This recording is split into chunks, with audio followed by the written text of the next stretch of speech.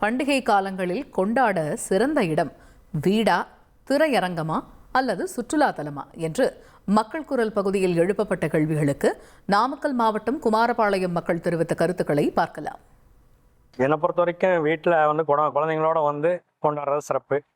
காலையில் கோயிலுக்கு போயிட்டு வந்துட்டு மதியம் வீட்டில் குழந்தைங்களோட சாப்பிட்டு மாலையில் கடை வீதிக்கெலாம் போயிட்டு வந்தால் அன்னைக்கு பண்டிகை சிறப்பாக முடியும்.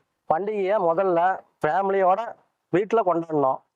அதுக்கப்புறம் ஃபேமிலி விருப்பப்பட்டால் பசங்களோட போய் அவங்களோட விருப்பத்தோடு போய் என்ஜாய் பண்ணி பசங்களோட என்ஜாய் பண்ணணும்.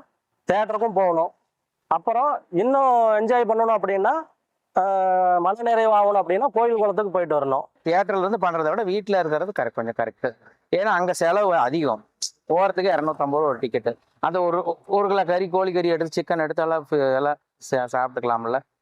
அதுதான் முக்கியம். பண்டிகை டைம்ல வெளியில தியேட்டர் போறது பரவாயில்ல தானே, ஜாலியா இருக்கும் எல்லாரும் சேர்ந்து போறது. வீட்லயும் அதே மாதிரி ஜாலியா தான் இருக்கும். எல்லாரும் வந்தாங்கன்னா அவங்களுக்கு கெஸ்ட்டுக்கு உபசரிச்சுட்டு அப்புறம் எல்லாரும் சேர்ந்து தியேட்டர் போய் பார்க்கலாம். மக்கள் குரல் பகுதியில் நாமக்கல் மாவட்டம் குமாரபாளையம் பகுதி மக்கள் தெரிவித்த கருத்துக்களை பார்த்தோம். 1,25,00,000 மனங்களை வென்ற தந்தி டிவி யூடியூப் சேனல். தவிர்க்க முடியாத தம்ப்நெயில்ஸ், கலக்கலான கான்டென்ட்ஸ். நீங்களும் இந்த குடும்பத்தில் இணைய இப்பவே சப்ஸ்கிரைப் பண்ணுங்க. அசுரபலம் கொண்ட எங்கள் டிஜிட்டல் கரங்களில் உங்கள் விளம்பரங்களை சேர்க்க வாட்ஸ்அப் பண்ணுங்க.